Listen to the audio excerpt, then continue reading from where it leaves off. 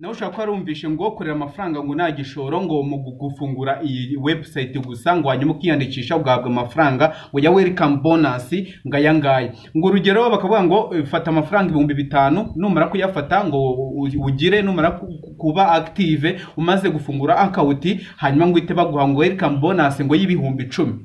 Hanyuma niba iyo ni website ya mbere. Iyindi akavuga ngo rebi ngo fungura ngo iyi website numara kwifungura hanyuma ngo nurangiza ngo barita baguha ngo welcome bonus ngo nagishoro bigusabye kandi ngo bikuza ngo kuri mobile money yawe ngo na Airtel money ngo birakunze.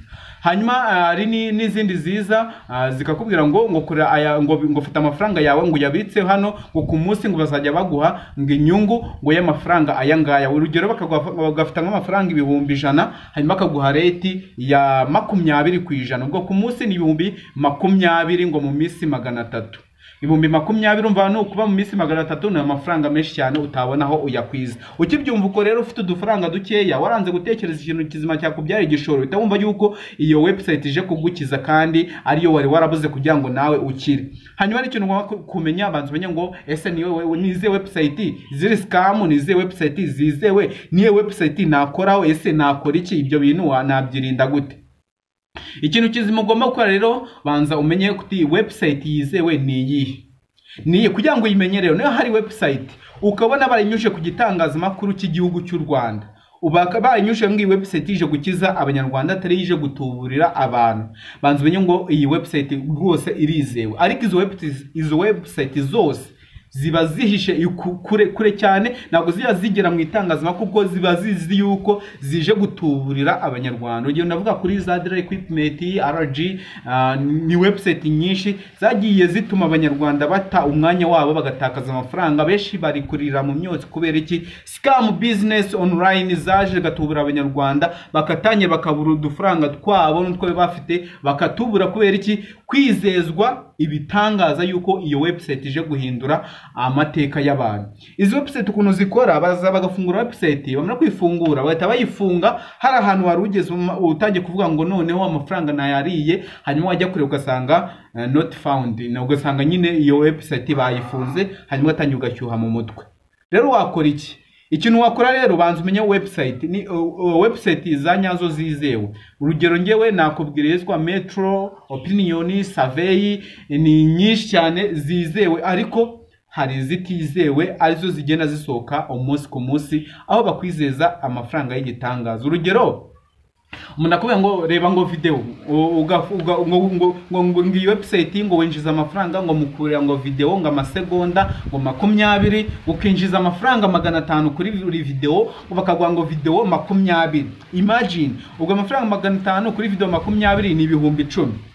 Ibihumbi 10 se washoye iki washa amafaranga ibihumbi 5 gusa. Ubwo urumva ibyo bintu bishoboka ntabwo ibyo bintu bishoboka. Hanyuma ngo video ziza zikwizeza ibitangaza menya yuko izo video cyangwa izo website ziza zitangaza izo video nta kintu zizagufasha ahubwo jije gutuma uta amafaranga yawe no guta amafaranga yo menshi cyane. Ugeno nakubwira nuze nyinshi zirahari nyinshi no muri misi zirahari zitwa zamura ni nyinshi cyane bigenda bitereye uraza ugatanga amafaranga yawe ibihumbi 5 niba ariyo bavuze ngo account yawe ibe active hanyuma bakakubwira ngo gira ngo nugera mu mafaranga ibihumbi 20 ngo uzawemerewe kubikuza.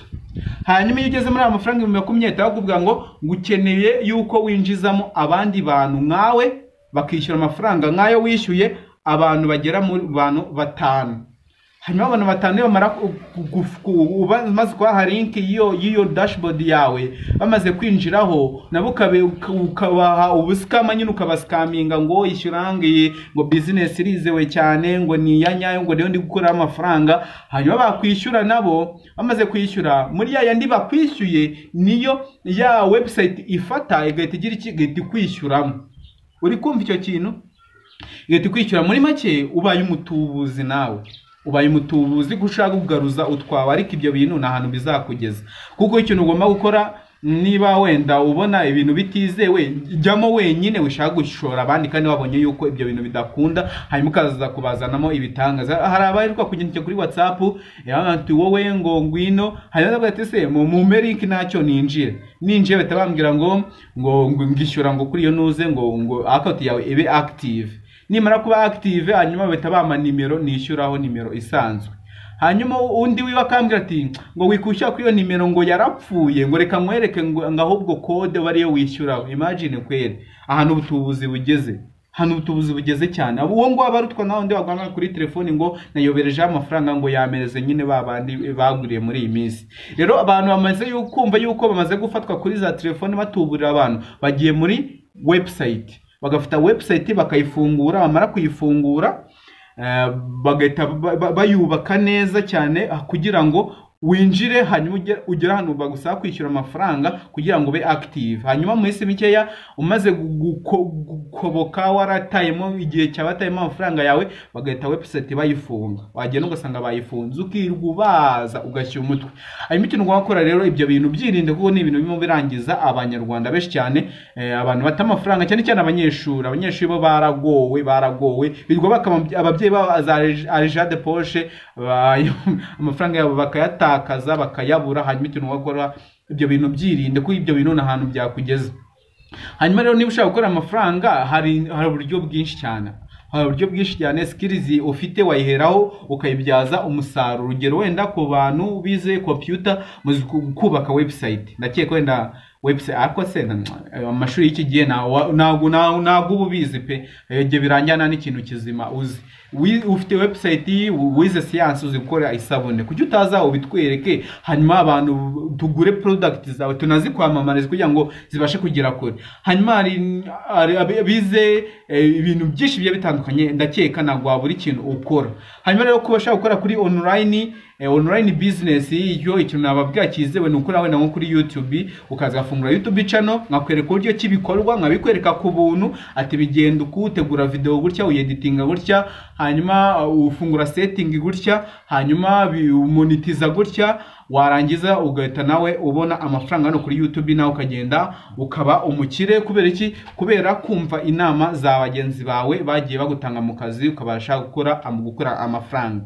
Hanyuma wenda ibyo utabishoboye ukabuzi kubaka website, ibyo ni ibintu biri gutanga amafaranga muri iyi minsi. Kumenya kubaka website mu website developer ku isaha imwe byibuze ahembwa amafaranga 100,000 by'amafaranga y'u Rwanda.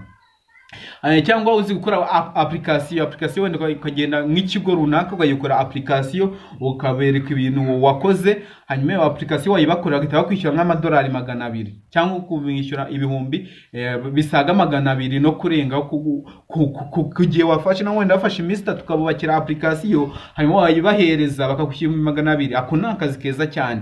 Rero bya bindi wize ngo uyibyaza umusaruro tugusupportinge bize bigufashe natwe bidufashe, kuko urumva niba umuntu ufungura website yakamamariza ibikorwa byiwe cyangwa niba ari ikigo runaka, ikigo cy'amashuri, ikigo gikora ibintu bijya bitandukanye gufungura website, urumva biragufasha cyane kuko cyagiye cye wataye baraza bakabigufashamo, ukabafasha nabo bakabigufashamo mufashanya nyine. Hanyuma ibyo ngibyo bikagenda bikagira bikukura hamwe bikagira ahantu biza kukugeza. Hanyuma ibyo bintu rero aho kugira ngo utumwanya wawe wirukanka ushora amafaranga yawe cyangwa utigihe ngo reba iyi video ngo ninjize amafaranga ngana uko nguko, watahubwa umwanya wawe ukawuta mu bintu bikubyarira inyungu, apana gushaka inyungu z'umurengera mu gihe gito cyane. Urugendo rwo gukora amafaranga ni ugukora, ugatangira ugakora apana ibintu byo kumva yuko ngo mu cyumweru kimwe ngo ubaye mu miliyoneri. Ibyo urumva nyine byabaho, ntago bibaho. Abanyarwanda rero mushaka kwanga ubusikama hano wenda aho kugira ngo ibyo bintu bikore, ngwino kuri WhatsApp group ubanze utubaze se iyi business bari kutubwira ngo bimeze uko nguko ni ya nyayo, hanyuma tugende tugucekingire kuri rwa rubuga rutanga website za scam ni zitari za scam, tugucekingire turebe icyo babivugaho, hanyuma tukubwira ati iyi ni scam, iyi ngiyi irizewe. Ariko website iba yizewe inyura no kwitangaza makuru tukayibona wenda no kuri radio Rwanda cyangwa ayandi maradiyo cyangwa kuri social media ako bikanyura ahantu byizewe.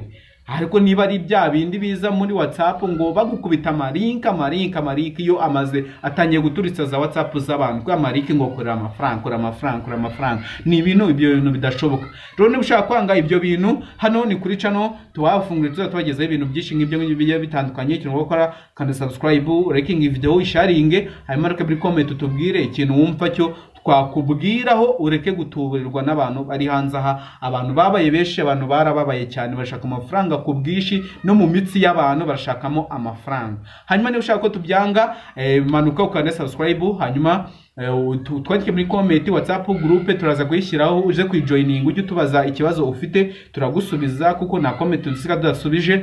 Hanyuma rero nge ni Callixte Mutabazi mwabanaga kuri iyi video.